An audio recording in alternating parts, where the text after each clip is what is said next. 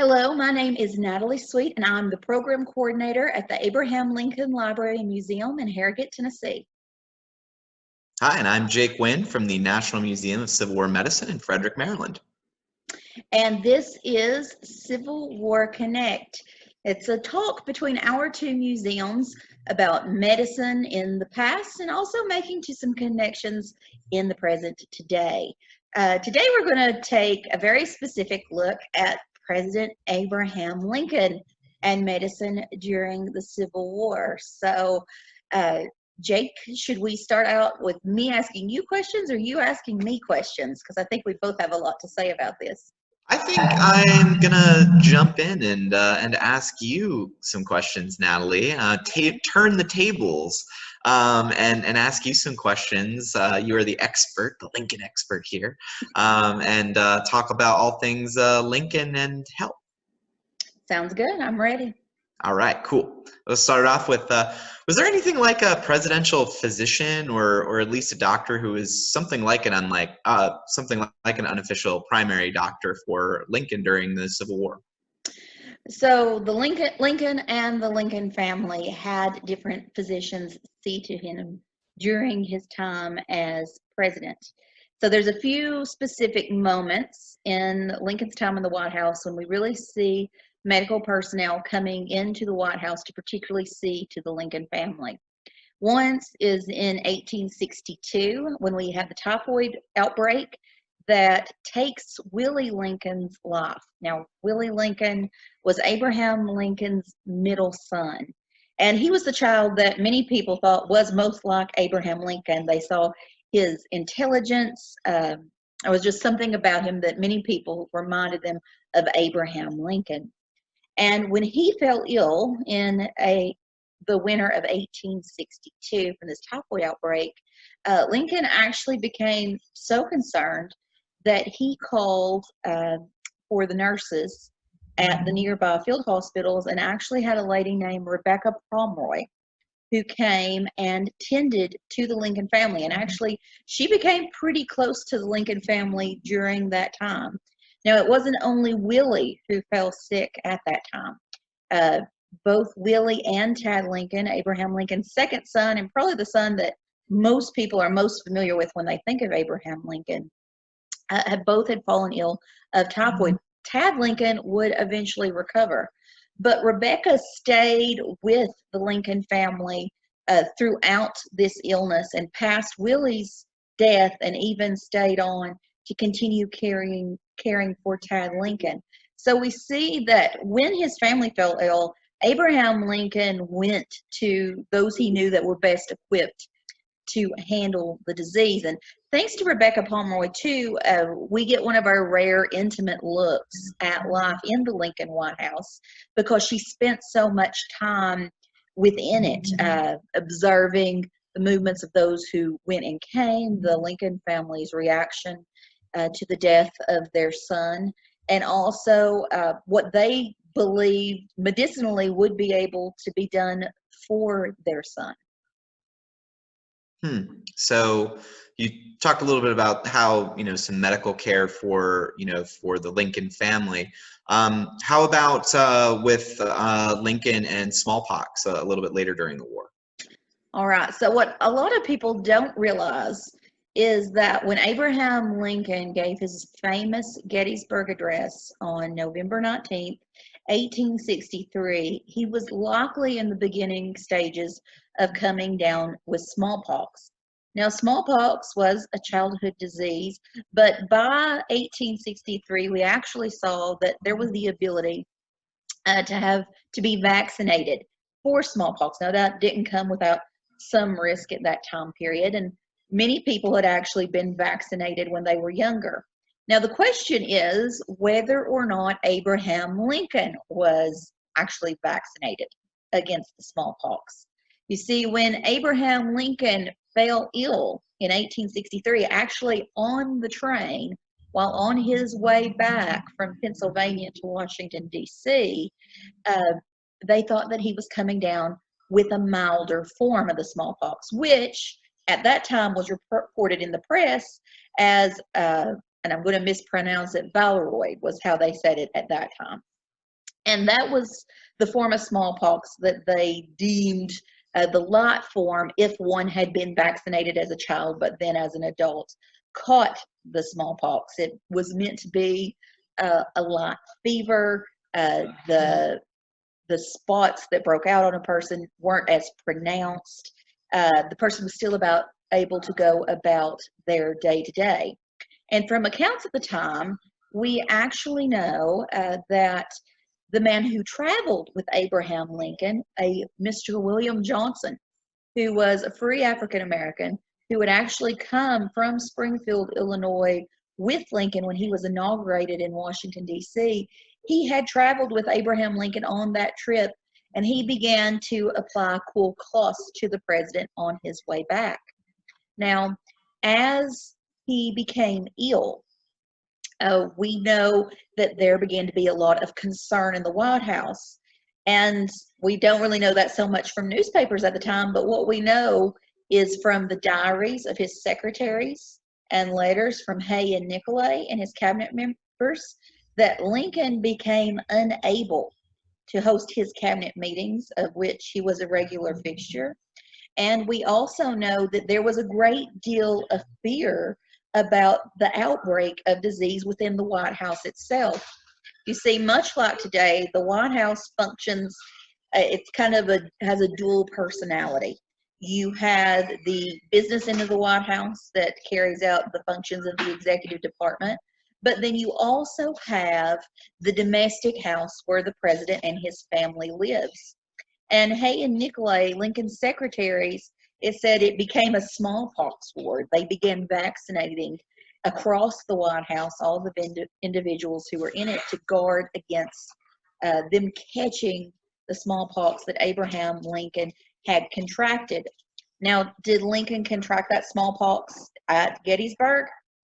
We don't know, probably not, because we know just a few weeks before, if you're a parent and you've ever had children, Tad Lincoln had an outbreak, what was likely smallpox, before Lincoln left. And there was a smallpox outbreak within Washington, D.C. at that time. It's likely that Abraham Lincoln left D.C. with the smallpox, but then also returned really having much worse symptoms. And what's interesting about that, too, is that when we look at accounts of Gettysburg at the time, people say how solemn and graven and ashen Lincoln looked when he stood up to give the Gettysburg Address. It actually could have been not so much just that he was marking the solemnity of the moment, but that he was also in that initial stages of really falling victim to the smallpox. Now, the president recovered, we know by newspaper accounts, by the second week of December. So it took him a while to get fully better. But who did not survive this was William Johnson, the man who actually cared for Abraham Lincoln on the train. William Johnson, too, fell ill from smallpox, but unfortunately for him, he did not survive the encounter with the disease. Now, Lincoln seems to have been troubled by this fact. We know that he publicly made the remark that he thought it wasn't him who had given him smallpox, since there had been an outbreak in the city before. But we also know that Abraham Lincoln took great care to make certain that William Johnson was buried and had a proper funeral following his death, and that he felt maybe disturbed enough by it that he commented on it in a public manner. Yeah, so I think this is a kind of a good transition point. I do want to talk about medical care at the assassination of Abraham Lincoln in April of 1865. But I think this is a good point to kind of transition to, you know, some of the possibility of Lincoln having maybe some longer term health issues. One of the examples of this is, you know, historians and others looking back at the many Lincoln portraits and photographs that are made from the start of the Civil War to the end. And it's, you know, kind of a cliche that the presidency ages people. But I think Lincoln definitely has some of the more pronounced, you know, aging symptoms. So can you talk a little bit about, you know, do we know what Lincoln may have had as this longer term condition, or, what can you say about that? Well, it's, as you know, it can be difficult to diagnose someone from the Mhm. past by looking even at symptoms from today, but that's not to say that historians and doctors of medical history haven't looked back and tried to figure that out. Uh, some people have focused on the fact of how tall Abraham Lincoln was. He was 6'4", uh, which was incredibly tall for that time period. If you look at the average height of a Civil War soldier, about 5'6" or 5'7", he has significant height on them. But he was also known for his incredibly large hands. Now, I wish I had it with me, but it is at the museum. Within our museum, we do have a cast of Abraham Lincoln's fist that was done as a part of Volk's work. He also did a life mask of Lincoln before the assassination, but at that same sitting, he also did a cast of Abraham Lincoln's fist. And if you look at my hand here, Abraham Lincoln's fist, balled up, was as large as my hand is that you can see here. So some physicians have looked at that today and thought that Lincoln may have been uh, suffering from a type of disease that caused intense growth and that would have eventually claimed his life. Again, that's a tricky thing to diagnose from us sitting today and not being in the past and not having, we can only go by descriptions. Something else, though, mentally that we definitely know is that Abraham Lincoln suffered from depression. And particularly, we know that he suffered from depression uh, at intense moments of loss within his life. We know of at least two prior to him becoming president in his life when friends actually commented on how startled they were about the way that he was acting and fears that, he might take his life. One of these occurred around the time when he and Mary Todd, the eventual Mary Lincoln, they broke off their engagement at one point, and friends were incredibly concerned about the president's mental health, which of course plays into physical health at the time as well. We also know that he took the deaths of his children quite hard.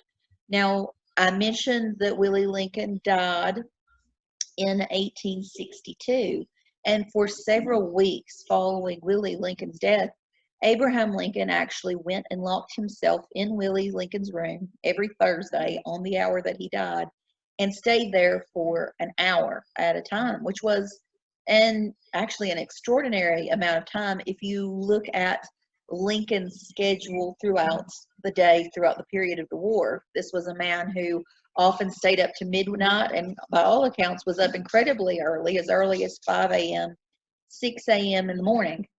And of course, he did have the worry of holding the nation together on his mind as well. So there's the possibility, although, like I said, it can't completely be confirmed, that this that Lincoln's height growth, something tied to that, played a part of how he looked physically aged over the course of the presidency. There's the point of the depression, but there's also the point that he was a man under considerable stress. He was getting between 5, 6, or even less hours of sleep last night. And from what we know by what he ate during that time, it was stated that he often would miss meals. He would grab apples, he would have cornbread.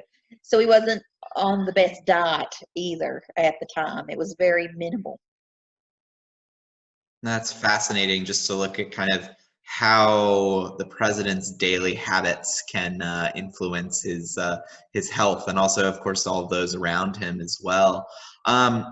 Just want to kind of go in, since we've kind of followed this trajectory of Lincoln's life, whether through the lens of mental health, through possible longer term illnesses, and of course the what he suffers during the Civil War.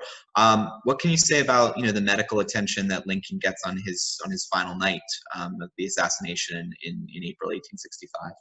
Well, Lincoln is actually quite fortunate in who first arrives at him uh, the night of the assassination. Now, as everyone knows, we're actually coming up on the anniversary of the Lincoln assassination. But he is shot by John Wilkes Booth. back of the head in the skull. It goes in the left side, lodges just behind the ear and where the eye socket would be in his head, and the bullet does not pass straight through. It remains in the back. The very first person to arrive at Abraham Lincoln's side was actually a very young doctor named Charles Lille. And we might think of that as not being a good thing. It's like, oh gosh, here's this young doctor. Well, the majority of doctors who were practicing in the United States at that time did not have as much medical training in brain injuries as Charles Lille did when he arrived at Abraham Lincoln's side. He had actually just gone off duty. He had been treating soldiers for head and brain injuries. He had studied at what would eventually become NYU's medical hospital. And at that time, he had studied something called trephining, which was the way to release pressure on the skull and the brain to help treat people who had actually been shot in the head. So who better to arrive at the president's side than someone who had made this his business to study every bit that he could at it. Charles Lille gets up to the booth as fast as he can. He's been watching this play at Ford's Theater. He runs up. He checks the president. He at first can't figure out what's going on. Major Rathbone is there injured, who actually is pretty severely injured and is probably bleeding out from where he's been struck by a knife. But he goes to the president and he notes he can at first see blood anywhere immediately on him. And he checks the back of his head and he sees that he has been shot in the back of the head. And he states at that time he realizes this is a mortal wound. The president is not going to recover. It's just going to be basically making certain that the president of the United States is as comfortable as he can be. Eventually, other doctors with much greater status, one son of the Taft family, who was the brother of actually some kids who had lived and played near the White House, make it up as well. And while they take over in status, we might say, Charles Lille stays with Abraham Lincoln throughout the entire episode of being transferred from Ford's Theater to the Peterson House. Now, at one point, Lincoln stops breathing, and to help the president begin breathing again, Lille removes the clot of blood that had been in the back of the president's head. Now, some people, there have been some medical practitioners today that say, oh, well, that probably ended the president's life and it was germs and all that. By Lille's accounts, from what we could tell, the president was not breathing. The removal of the clot produced the breathing again. But as Lille knew, based on the capabilities that they had at that time, it was just an opportunity to try to keep the president comfortable and alive so that the family could arrive, could calm down, make final goodbyes. But Lille travels over to the Peterson house. As the first doctor on the scene, he's still consulted along with all the other doctors, even though he is quite young. He's 22 at the time.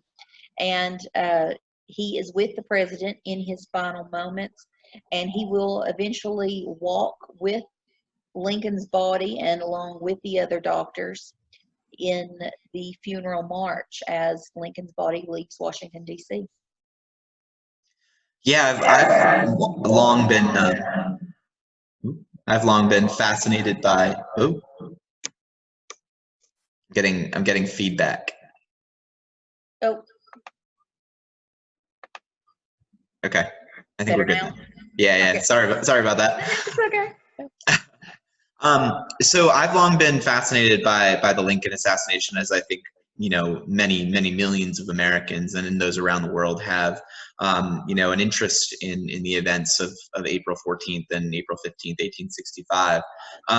But what kind of an area of interest that I've found that's kind of tied to Civil War medicine, mostly the medical practices and some of the personalities, is events 15 or more years later, when James Garfield is also assassinated in Washington, D.C. And some of the same players are involved, including one of the doctors that you didn't mention was Dr. D.W. Bliss, Dr. Willard Bliss, who was the head of one of D.C.'s largest hospitals at the time, is one of those among the physicians that is going to be around Lincoln at the end of his life, and who's going to be the lead practitioner trying to save James Garfield's life after his assassination in July of 1881.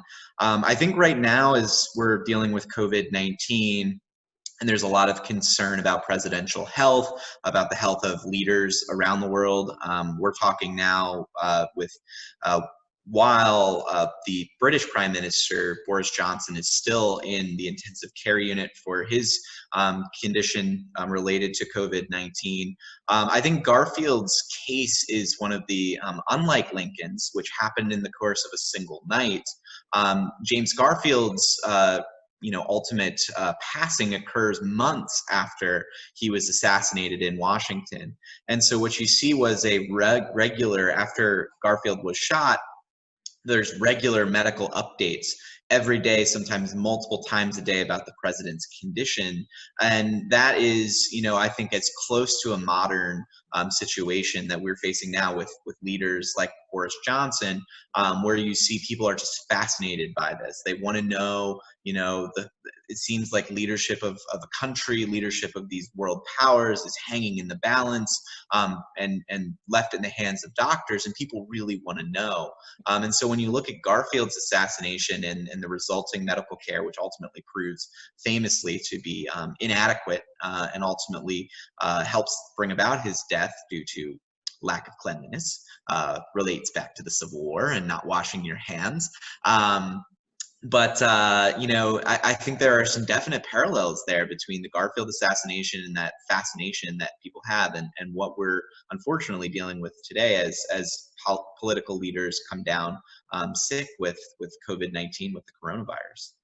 Oh, certainly. And poor Dr. Bliss, he and Robert Lincoln would have quite a few more presidential assassinations to be present at. He must have felt rather unlucky with that turn of events. But yeah, the public was very interested in what was going on with Garfield, and rightly so. And if they had had more days to follow Lincoln's condition too, I'm sure they would have. Now, Lincoln's assassination comes at a horrible moment. It's just at this moment when it really seems the Union should be about together. Lincoln has made his second inaugural address. There's talks of mercy. People are really focusing more on what Reconstruction is going to look like, and then Lincoln dies. But contrast that to, again, let's take it back to when Lincoln caught smallpox in 1863. In 1863, when that begins to happen, when the secretaries begin to really take these steps to get the White House inoculated, they're not really giving the full story to the American public. And newspapers are carrying information on what's happening to President Lincoln each day, saying, oh, the president continues to improve. The president continues to improve. Well, we can see that in the newspapers, but then if we go back and we look at Hay's diary from that period, we see, now Hay could write in a rather joking, sarcastic manner sometimes. But there's a point in there when Lincoln's been quite ill. He says, the president is pretty seriously ill. And you can sense the fear in looking at those letters and the writings and also the cabinet, that what happens if the president of the United States dies in 1863. Now, today we tend, because we've got hindsight, we think 1863, okay, Gettysburg passed, Vicksburg has passed, we're moving along. But it doesn't, feel that way in 1863. So they want to keep public perception as positive as possible as they're going through. So, of course, they're saying happy things in the newspapers. And not only that, there have been some great historical studies done.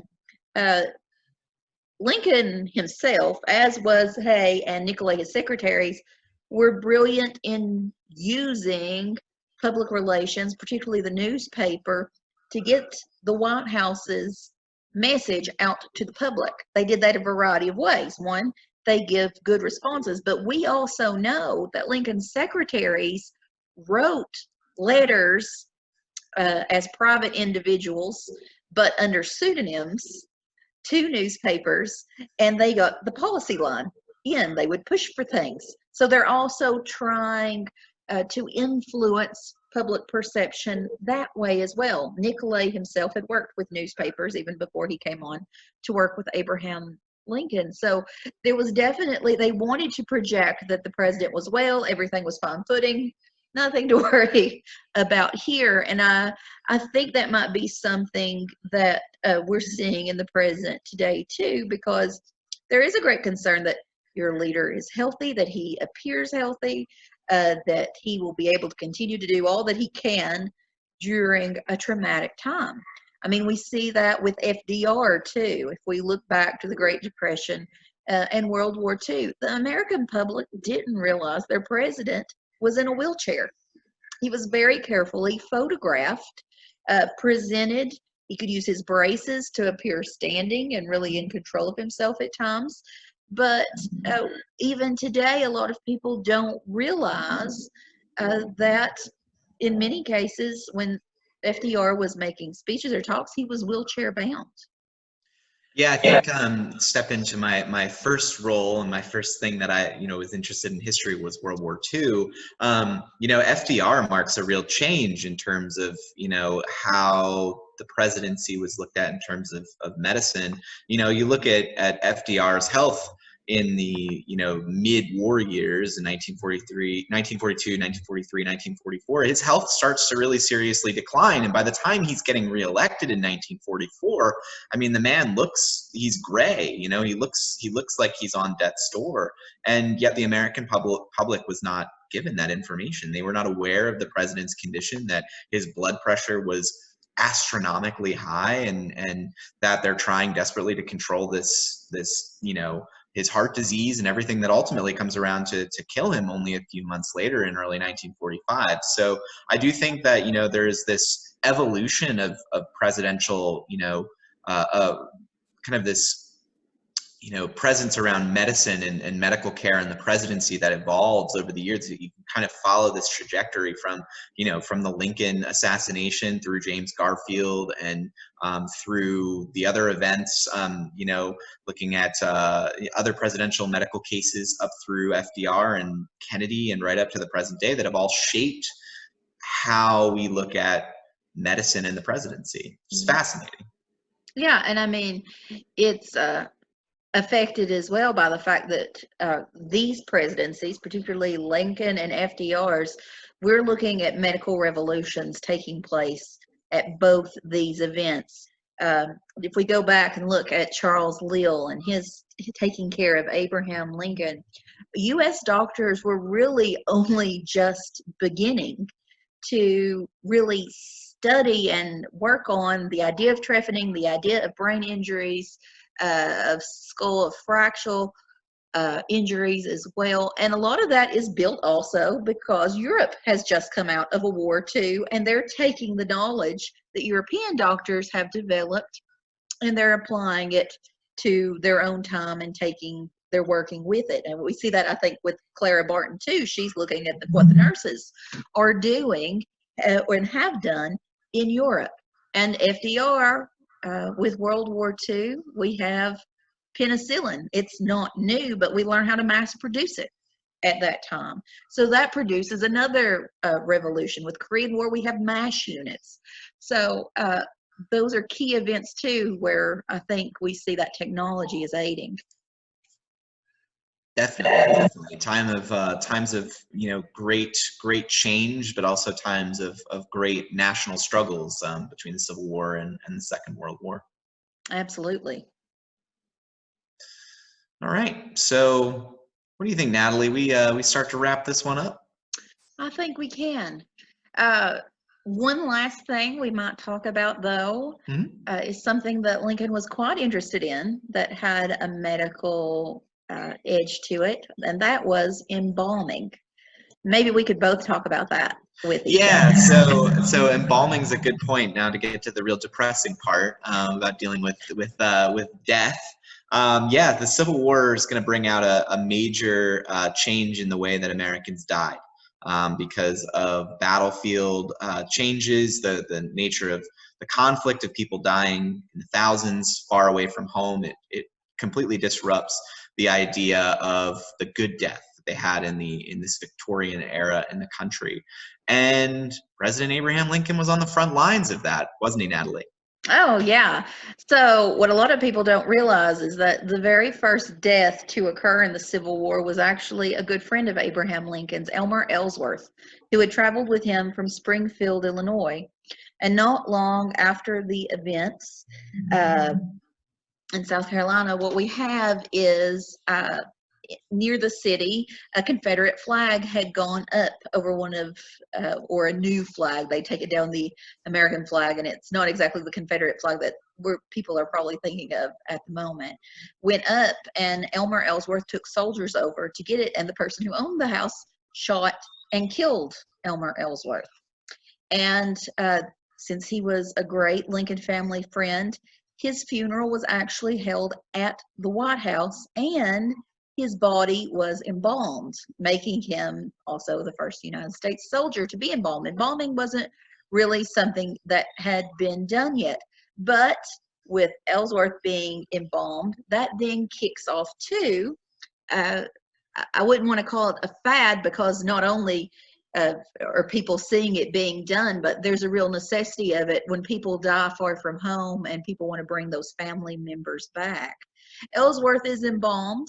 And Lincoln will also have his son Willie embalmed, because what he wants eventually to happen is Willie Lincoln's body to be taken back to his family burial ground so that the Lincoln family can be together. That's where little Eddie, their second child who died, was buried as well.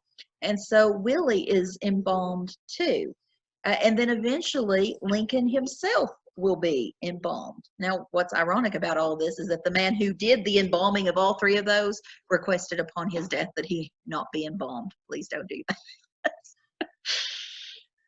Yeah, it's we think of embalming and we think of the death industry today as being entirely separate from medicine, but it really wasn't during the Civil War. Many of those that practiced embalming were actually doctors before they got into the embalming trade, and so many of the tools, many of the substances that they used to embalm the bodies were actually used as medications in the hospitals at the time of the war. So embalming was not a pleasant thing. It's not a pleasant topic necessarily to talk about, but Civil War did play a major role in the rise of embalming and the rise of modern death practices that we still engage in today. Yeah, and taking what we know about Abraham Lincoln too, it makes sense that he was interested in embalming and that he also was willing to listen to the pitch to have Ellsworth and then later his son embalmed as well. But a lot of people don't realize, because Lincoln, while he was president, he was portrayed as a bit of a country bumpkin. Because he came from the frontier. He did not have the accent that we tend to think of him having today. Daniel Day-Lewis probably actually did a pretty good version of his voice. He was said to have a high voice. It probably sounded embarrassingly maybe a bit like mine. So it had a twang to it. And people made fun of him for it. But this was a man who, even though he only had 1 year of formal schooling in a schoolhouse, a blab school where he learned his ABCs in reading and writing, he loved to read. He liked to read Euclid. He's the only president to have a patent in the U.S. Patent Office, a patent for raising ships off of shoals when they grounded. He also was very interested in establishing an aeronautic corps after the aeronaut Thaddeus Lowe brought it to the White House and did a demonstration of the telegraph key with it. And he absolutely relied on the telegraph. So Lincoln was the type of person who was interested in innovation. And medical innovation, and particularly embalming, was something that would absolutely have appealed to him. And it makes sense that it's under his presidency that embalming takes off. Yeah, it's just to kind of close out on the innovations, he had a front row seat to a lot of the medical innovations during the war as well. The idea that we have of Lincoln his wife going to the hospitals and visiting soldiers. You know, those hospitals didn't exist before the outbreak of the Civil War. First hospital system in this country is laid out because of the Civil War and the amount of patients that needed care, and Washington was so close to the front lines that Washington became a hospital city. So those places, those scenes that we think of when we think of the Lincoln family going and making visits to wounded and sick soldiers, those are happening in places that are new innovations in and of themselves. That Lincoln would have had a front row seat to watching medical care become more advanced as a result of the Civil War.